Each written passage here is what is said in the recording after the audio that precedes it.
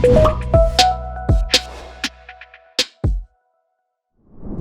lo? Seneng deh akhirnya datang juga ke podcast Akil. Iya, gitu.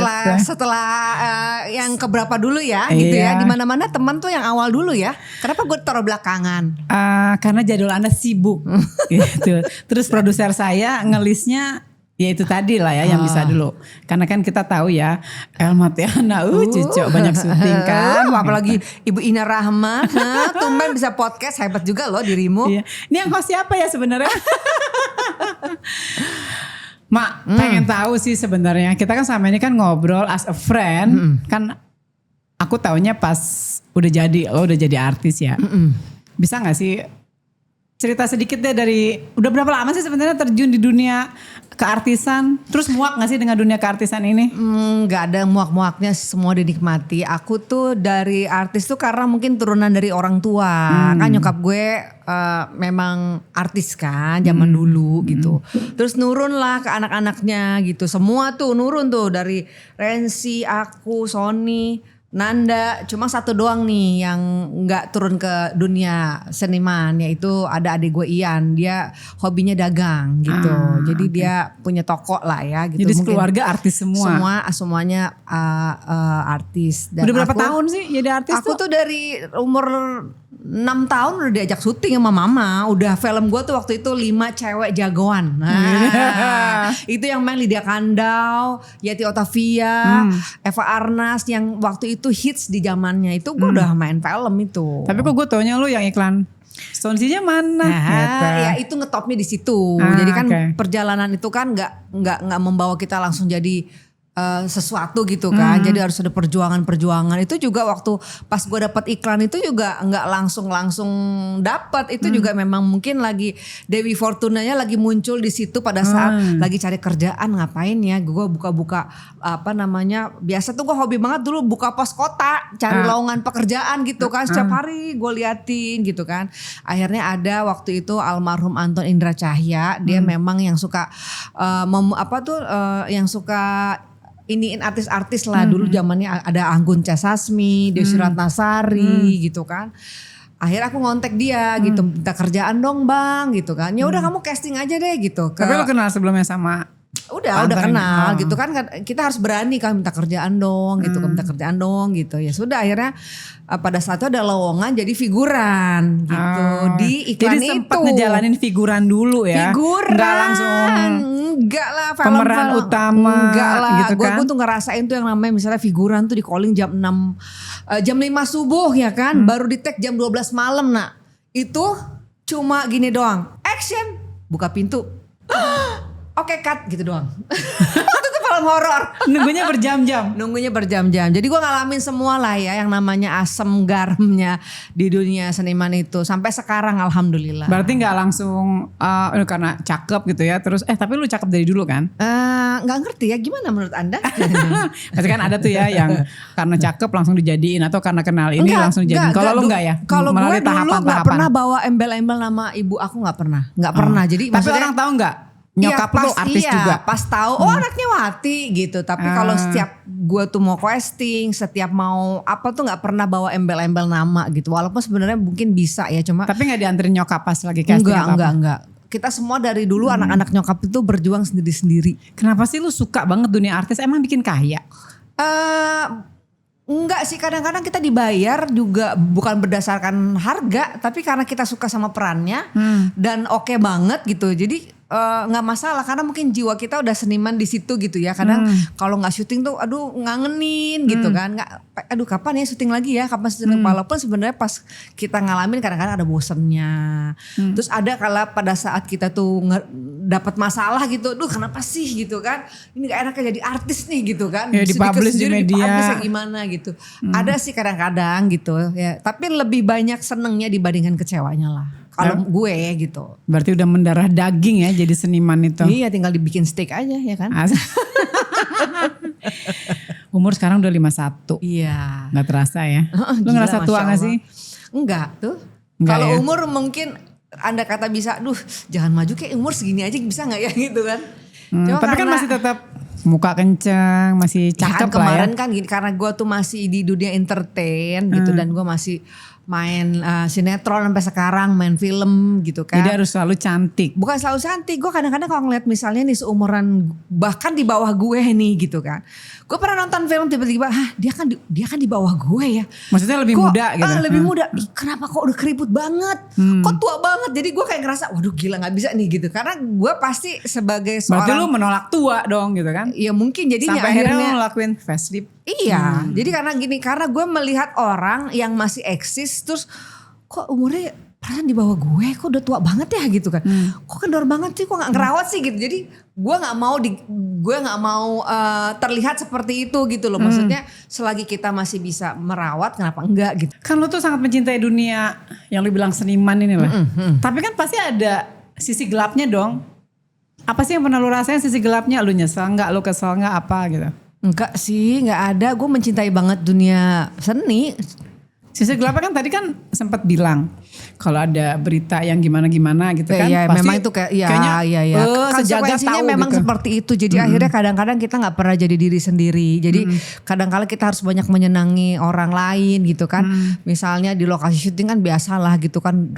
Kalau kita lagi capek, kalau kita lagi nggak mood, tiba-tiba ada sesuatu yang bikin kita kesel gitu kan. Itu kan kita nggak bisa langsung marah-marah atau gimana-gimana gitu kan. Jadinya akhirnya harus nahan, takut nanti jadi sekarang kan serba ya kan, digituin gitu. Jadi emang ya itulah lelahnya di situ gitu kan. Itu teman saya banget ya, kita akrab lah ya, jelek buruknya kita udah sama-sama tahu. Ternyata sisinya Elma Tiana itu adalah cengeng. Dia ngomong juga cengeng. Kalau nangis itu sampai bunyi-bunyi gitu kan. Nah itu kalau dapat peran antagonis yang harus marah berat nggak? Oh enggak, aku alhamdulillah nggak pernah mau menerima peran antagonis. Gitu. Karena itu akan menjadi karakter yang akan terbawa dalam kehidupan sehari-hari. Jadi memang aku memilih selektif dalam arti kata bukan selektif ceritanya ya, maksudnya aku nggak mau jadi antagonis. Jadi selama berkarir memang nggak pernah dan nggak menerima. Pernah waktu itu mencoba ya kan gitu, tapi akhirnya jadi sakit kepala. Jadi akhirnya karena karakter itu dijiwai kebawa ke rumah gitu loh. Terus udah gitu, nih sebenarnya nih gue tuh sebenarnya introvert sebenarnya dulu ya kita ngomong gue sebelum narik garis sebelum gue jadi artis gue introvert dan pemalu. Tapi karena ditempa oleh Flamboyan 108 itu komedi sekitar 3 tahun itu menjadi seorang yang lucu, menjadi orang yang cerewet, jadi akhirnya bisa karena terbiasa. Jadi karena didikannya Mbak Debbie Sayer itu kan harus tawa, harus apa, jadi akhirnya itu yang merubah karakter gue yang menjadi yang tadinya pemalu, introvert, akhirnya jadi bisa membuka diri. Jadi gak tahu malu gitu ya. Jadi gak suka kadang-kadang. Untungnya gue kenal lo pas udah berubah. Kebayang gak sih introvert ketemu introvert yang ada kita cuma diem bertatapan. Bertatapan. Tapi kadang kala nih kayak misalnya gini, bulan puasa kemarin. Aku tuh bener-bener mager, bener-bener introvert, bener-bener nggak mau lagi, malas ketemu orang. Terus lebih baik gue suka di rumah, lebih baik aku tuh nyiapin ini gitu. Hampir kemarin itu Ramadan itu keluar hanya buka puasa kemarin sama arisan kita ya kan, Sister Soleha. Terus cuma 3 kali lah gitu, karena memang itu yang satu diundang sama Abah gitu kan. Itu aja, selebihnya tuh ngomong juga, ketemu juga, diundang buka puasa sama orang lain. Kalau lagi nggak mau gitu. Gitu. Jadi lebih banyak berubah, justru yang merubah diri lo tuh pas jadi artis ini ya. Ya gitu, bahkan sampai gue tuh bisa tahu bagaimana caranya anak kepada orang tua tuh setelah main film. Kan gue kecil gak sama orang tua. Jadi peran yang lo lakuin di film tuh kebawa ke kehidupan sehari-hari. Iya, makanya gue menolak untuk. Bisa ya? Bisa gitu. Sebenarnya kan kita kan hidup nih berakting sebenarnya. Gitu? Iya, cuma bedanya tapi persahabatan kita bukan acting kan? Enggak. Karena gini, kita bisa menjadi seseorang yang kita mau. Kita sutradaranya, kita produsernya, kita pemainnya gitu. Misalnya gue suka ngomong sama anak gue. Menurut kamu Bunda tuh gimana orangnya gitu kan. Bunda tuh begini. Terus maunya menurut kamu harus kayak gimana gitu. Udah gue tulis aja, oh di rumah menghadapi anak ini gue harus menjadi seorang ibu yang begini, gue tulis. Gitu kan, oh berarti gue harus bermain karakter yang seperti ini gitu kan. Toh juga gue kadang-kadang kalau di rumah lagi tiba-tiba ada kalau kasih syuting, oke, take-nya nangis. Kan susah tuh merubah dari suasana hati kita yang riang, tiba-tiba kita harus merubah menjadi karakter yang harus nangis kehilangan suami, kehilangan gitu kan. Tuh kan kita harus perlu bukan meditasi ya, memerlukan waktu untuk men-switch karakter kita yang pada saat itu lagi happy-happynya gitu. Nah itu juga sama. Jadi mungkin karena gue pemain sinetron, gue suka kadang-kadang membawa ke rumah gitu. Misalnya menghadapi suami kadang-kadang kan suka kesel kan gitu kan. Terus kita tuh harus gini, saya seorang ibu yang sabar, saya seorang ibu yang apa, udah action gitu. Jadi bisa gue mainin gitu loh. Marah juga bisa gue mainin gitu. Itu bagaimana permainan rasa sebenarnya hidup itu gitu. Jadi untungnya karena gue terbiasa dengan kamera, terbiasa dengan apa, jadi gue bisa men-switch karakter-karakter yang seharusnya gitu loh. Kayaknya mesti kayak gimana, kayak gini kali ya gitu. Masih seputar dunia keartisan atau public figure lah ya. Ini kan fenomena public figure jadi-jadian banyak dong. Banyak. Iya, jadi kayak dia mungkin habis melakukan sesuatu hal yang gimana, kemudian booming, kemudian hilang. Kan banyak banget yang kayak gitu. Tapi kalau aku ngelihat ya, itu lu kayak abadi gitu loh. Artinya kemanapun lu jalan tuh orang tahu, oh itu Elmatiana, oh itu Elmatiana gitu. Itu bagaimana tuh memaintain ya? Maintenance-nya tuh gimana? Lu kok masih bisa eksis lah sampai sekarang? Kalau dari versi aku, karena aku tuh mulainya dari bawah, dari figuran, ya kan, dari figuran, terus akhirnya menjadi seorang bintang, alhamdulillah yang Allah kasih kesempatan. Terus kita tuh harus bisa baik dengan semua orang, jangan sombong, apalagi sama senior, karena buat gue itu adalah karena kebaikan kita, jadi semesta mendukung Sheila. Gue tuh seneng banget energi ya. Jadi hidup kita ini berdampingan dengan energi. Mestakung bahasa kerennya. Jadi kalau energi kita itu baik, energi kita itu kasih, energi kita tuh selalu menolong orang gitu. Insya Allah kebaikan kita tuh nggak akan sia-sia gitu loh. Gitu. Jadi itu aja patokan gue gitu. Jangan sombong di lokasi, terus harus bisa berbaur gitu. Jangan merasa gue senior, gue superstar dengan gaya-gaya yang apa, itu mah udah lewat deh ya gitu kan. Jadi kuncinya sih itu aja gitu. Katanya mencintai dunia seniman. Terus kenapa lu pernah nyalek? Itu gimana ceritanya? Waktu itu kan lagi rame-ramenya ya. Semua partai itu lagi ngeborong artis untuk menjadi caleg yang vote getter, nggak harus menang. Jadi memang ada satu partai yang waktu itu mungkin metodenya dengan merekrut artis banyak gitu. Jadi mecah suara yang nggak ke satu suara gitu, orang itu. Iya. Dan menambah pengalaman juga gitu. Apalagi kan bidangnya itu aku di situ di lingkungan hidup. Gue tuh suka banget lingkungan hidup. Itu berdasarkan mungkin jadi dari suka benah-benah, suka kebersihan ya kan.